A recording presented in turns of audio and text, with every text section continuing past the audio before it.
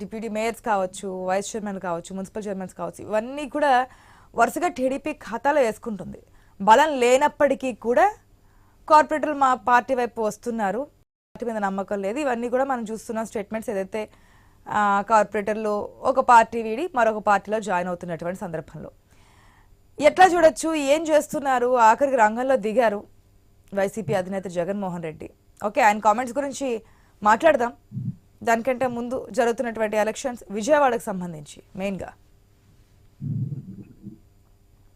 ముందుగా ఆశా గారు మీకు అట్లాగే మన ఐ న్యూస్ వీక్షకులకి ప్యానెల్లో ఉన్న ప్యానలిస్టులకి అందరికీ కూడా శుభోదయం, నమస్కారం. సాధారణంగా ఏంటంటే మరి అధికారంలో ఉన్న పార్టీ వైపుకి మొగ్గు చూపడం అనేది పరిపాటి. ఎమ్మెల్యేలు ఎంపీలు పార్టీలు మారి మరి వెళ్తున్న సందర్భంలో కార్పొరేటర్లు కౌన్సిలర్లు జంపింగ్ జిల్లాలాగా మారటంలో ఆశ్చర్యమే లేదండి. ఎందుకంటే అధికార పార్టీలో ఉంటే కనుక ఏ పనులు చేసుకోవచ్చు, లేకపోతే ఏ కాంట్రాక్టులు రావచ్చు, లేకపోతే నియోజకవర్గ వాళ్ళ కౌన్సిలింగ్ ఏరియాలో మరి ప్రజలకి కావాల్సిన అవసరాలని తెచ్చుకోవచ్చు అధికార పార్టీలో ఉంటే కనుక అనే ఆశతోటి సాధారణంగా వీళ్ళందరూ కూడా వెళ్ళటం అనేది జరుగుతూ ఉందని చెప్పేసి నేను అనుకుంటా ఉన్నాను. ఇంకోటి ఏంటంటే అధికార పార్టీ కూడా వాళ్ళని ఆహ్వానించడం, మరి అట్రాక్ట్ చేయడం, మొత్తాన్ని స్వీప్ చేసేసి వైసీపీ సంబంధించిన స్థానిక సంస్థల్లో వాళ్ళకి ప్రాతినిధ్యాన్ని తగ్గించాలన్న ప్రయత్నం కూడా జరుగుతూ ఉంది. తెలుగుదేశం పార్టీ కానివ్వండి, లేకపోతే కూటమిలో పార్టీలు ఉన్న నాయకులు కానివ్వండి, ఈ రకంగా ఏంటంటే అట్రాక్ట్ చేయడం. లేకపోతే ఇంత పెద్ద ఎత్తున అన్ని మున్సిపాలిటీల్లో హిందూపురం కానివ్వండి, నెల్లూరు కానివ్వండి, తిరుపతి డిప్యూటీ మేయర్ చూసాం నిన్న ఎంత ఎటువంటి ఉద్రిక్తమైన పరిస్థితుల్లో జరిగిందో. అట్లాగే అనేక ఏదైతే ఉందో రాష్ట్రంలో ఉన్న అనేక వచ్చాయి అక్కడ. బాజీ గారు ఓటు వేసిన తర్వాత అంటే వారు ఎవరికైతే మద్దతు ఇస్తున్నారో చెప్పిన తర్వాత బయటకు వచ్చి మళ్ళీ వైసీపీ లీడర్స్ దగ్గరికి వెళ్ళి మమ్మల్ని ఇబ్బంది పెట్టారు, మమ్మల్ని బెదిరించారు అని చెప్పి ఏడ్చినటువంటి సందర్భాలు కూడా చూస్తున్నాం. తప్పక ఎక్కడన్నా నేరుగా జరుగుతాయి కానీ సాధారణంగా అందరూ కూడా వాళ్ళ విల్లింగ్నెస్ తోటే వెళ్ళటం జరుగుతుందండి. ఏదో 1-2 చోట్ల ఏంటంటే ఆ భయంతో ఇప్పటి వరకు ఉన్న వాళ్ళతో ఉన్న సాన్నిహిత్యం కానివ్వండి, వాళ్ళతో ఉన్న గడుపుకున్న అవసరాల రీత్యా కానివ్వండి, మమ్మల్ని బెదిరించారు, భయపెట్టారు కాబట్టి మేము ఓటేసాము అని చెప్పి ఏడవడం చూసాం అక్కడ తిరుపతిలో.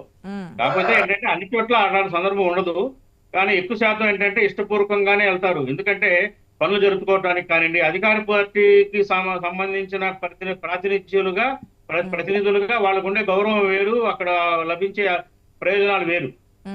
ప్రతిపక్షంలో ఉంటే ఏంటంటే సహజంగానే ప్రయోజనాలు దొరకవు, వాళ్ళు ఫండ్స్ రావు, అట్లాగే ఏదైనా పనులు చెప్పి మున్సిపాలిటీలో కానివ్వండి, కార్పొరేషన్లో కానివ్వండి ఏదైనా పనులు చేయించుకోవాలన్నా కానీ సహకారం లభించదు. సాధారణంగానే అట్లా జరుగుతూ ఉంటుంది. అటువంటి సందర్భం ఏంటంటే వీళ్ళందరూ అది పెద్ద ఆశ్చర్యకరమైన విషయం కాదు. మొత్తం మరి వైసీపీకి సంబంధించిన స్థానిక సంస్థల్లో ఉన్న ప్రతినిధులందరినీ ఖాళీ చేయటమే మరి అధికార పార్టీ లక్ష్యంగా కనపడతా ఉంది. అట్లాగే విజయవాడ విషయానికి వస్తే కనుక విజయవాడలో మొత్తం 64 మంది కార్పొరేటర్స్ ఉన్నారు. అందులో 50 మంది వైసీపీ తరఫు గెలిచారండి 2021లో మార్చి 10వ తారీఖు జరిగిన మున్సిపల్ కార్పొరేషన్ ఎన్నికల్లో. కేవలం 14 మంది మాత్రమే టీడీపీ కార్పొరేటర్స్ గెలిచున్నారు. అందులో 12 వైసీపీ కార్పొరేటర్లు ఇప్పటికే డిస్టెన్స్ మెయింటైన్ చేస్తున్నారు, వైసీపీకి దూరంగా ఉంటున్నారు. కొంతమంది అయితే డైరెక్ట్ గా 10 మందికి పైగా జాయిన్ అయిపోయారు టీడీపీలో వెళ్ళిపోయి. ఇక నిన్న జగన్మోహన్ రెడ్డి గారు పెట్టిన సమావేశంలో మన మీడియా ద్వారా వచ్చిన ఇన్ఫర్మేషన్ ఏంటంటే 38 మంది మాత్రమే హాజరయ్యారు నిన్న. కాబట్టి ఏంటంటే ఇప్పుడు రేపు కౌన్సిలింగ్ కార్పొరేషన్ సమావేశాల్లో కానీ ఇంకా కొంతమంది జంప్ అయ్యే అవకాశం ఉంది. రేపు మేయర్ పదవి కూడా చేజార్చుకునే పరిస్థితి విజయవాడ కనిపిస్తా ఉంది. ఎందుకంటే నేరుగా మార్జిన్ వెళ్తుంది. అధినేత మాట్లాడినప్పటికీ కూడా పార్టీ ఫిరాయించే ఛాన్సెస్ ఉండకపోవచ్చు అనేది ఆశించలేమంటారు.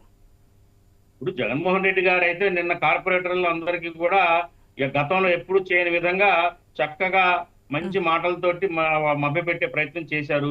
విందు భోజనం పెట్టారు. నేను ఇన్నాళ్ళ నుంచి కార్యకర్తల్ని విస్మరించాను, ఇక నుంచి కార్యకర్తలే నా దేవుళ్ళు అన్నట్టుగా మాట్లాడారు. వాళ్ళల్లో ఒక కాన్ఫిడెన్స్ నింపడానికి అయితే ప్రయత్నం చేశారు.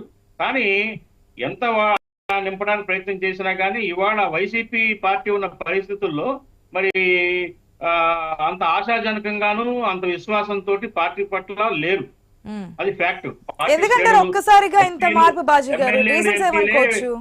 జారిపోతున్న నేపథ్యంలో కార్పొరేటర్ని కాపాడుకోవడం అనేది బాజీ చాలా ఎందుకు ఈ స్థాయిలో ఒకరి తర్వాత ఒకరు ఈ విధంగా అనుకోవచ్చు? ఉన్నట్టుండి మార్పు. విజయసాయి రెడ్డి రాజీనామా తర్వాత అంటే కీలకంగా ఉన్నటువంటి పర్సనే రాజకీయాలు వద్దు, నేను దూరంగా ఉంటున్నాను, ఈ పరిస్థితిలో నేను చెయ్యలేను అని చెప్పిన తర్వాత ఏదైనా మార్పు వచ్చింది అనుకోవచ్చా? అంటే ముందు నుంచి అంటే ఎలక్షన్ కి జరిగిన ఈ 8 నెలల కాలంలో ఎలక్షన్ అయిన తర్వాత వైసీపీకి 11 సీట్లు రావటం, 151 నుంచి 11 సీట్లు పడిపోవటం అనేది పెద్ద సెట్ బ్యాక్ అయిపోయింది. పార్టీ కార్యకర్తల్లో ఒక నిరుత్సాహం, తీవ్రమైన నిరుత్సాహానికి గురయ్యారు. అట్లాగే ఏంటంటే తర్వాత పరిణామ క్రమంలో ఎంపీలు, ఎమ్మెల్యేలు, పార్టీలో ఉన్న పెద్ద పెద్ద లీడర్స్ అందరూ కూడా పార్టీ మారటం, రాజీనామాలు చేయటం కూడా కార్యకర్తల్లో ఒక రకమైన నిరాశ నిస్పృహకి గురయ్యారని చెప్పొచ్చు. వాళ్ళందరూ ఏంటంటే ఇంకా పార్టీ భవిష్యత్తులో ఎలా ఉంటుందో, అట్లాగే జగన్మోహన్ రెడ్డి గారి ఈ 5 ఏళ్లలో వ్యవహరించిన తీరు, ఆయన యొక్క విధానాల పట్ల కూడా అసంతృప్తితో ఉన్నమాట వాస్తవం. అట్లా విజయసాయి రెడ్డి గారు రాజీనామా తర్వాత మరి కీలకంగా వ్యవహరించిన నేత వెళ్ళిపోయిన తర్వాత ఇంకా ఏముంటుంది పార్టీలో భవిష్యత్తులో అన్న ఒక అపనమ్మకం కూడా కార్యకర్తల్లో ఏర్పడింది. డెఫినెట్ గా విజయసాయి రెడ్డి గారి రాజీనామా ప్రభావం వైసీపీ కార్యకర్తల్లో ఉంది. కాబట్టి ఏంటంటే ఇంకా అధికార పార్టీ వాళ్ళు పిలుస్తున్నారు కాబట్టి వెళ్ళాలి, వెళ్తే మనకి ప్రయోజనాలు కలుగుతాయి, ఇట్లాంటివి కూడా ఆలోచనలు చేస్తా ఉన్నారండి. కేవలం ఏంటంటే మరి జగన్మోహన్ రెడ్డి గారు